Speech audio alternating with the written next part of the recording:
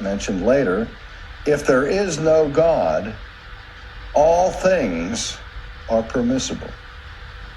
Because without an absolute standard of righteousness, then all ethics become our personal preferences, either of the individual or of the group who is in power. But for ethics to be meaningful ultimately, there has to be a standard. And basically, Kant reasons this way. For ethics to be meaningful ultimately, there must be justice.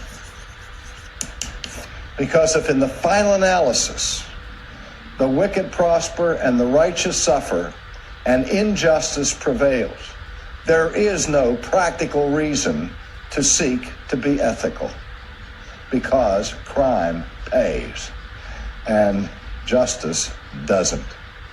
So, for ethics to be meaningful, the first necessary condition is justice. Well, then he asks the question, what would be necessary for justice to be real? Well, obviously, we live in a world that's topsy-turvy, it's upside down, and justice does not always prevail. So for there to be ultimate justice, something else must happen. There must be life after death. You have to survive the grave. There has to be a personal continuity of consciousness, or you can never experience the full measure of justice. Well, suppose you do survive the grave. Is that enough to ensure justice? No, there has to be a judgment. And that judgment must be perfect. And for there to be perfect judgment and perfect justice, there must be a perfect judge. And in the perfections of that judge must know all the facts of the case, all the mitigating circumstances. He has to have a perfect understanding of every transaction before him if he's going to give a perfect verdict.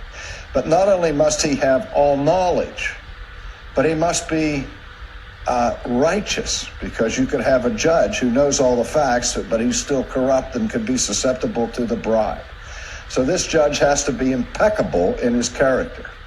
But even that's not enough to guarantee justice, because he must also have the power to implement his justice. He must have the power to enforce the laws of justice. And as you can see, before you know it, you have an omnipotent, omniscient, righteous, and holy judge judging people. And he says, without that, there can be no grounds for ethics.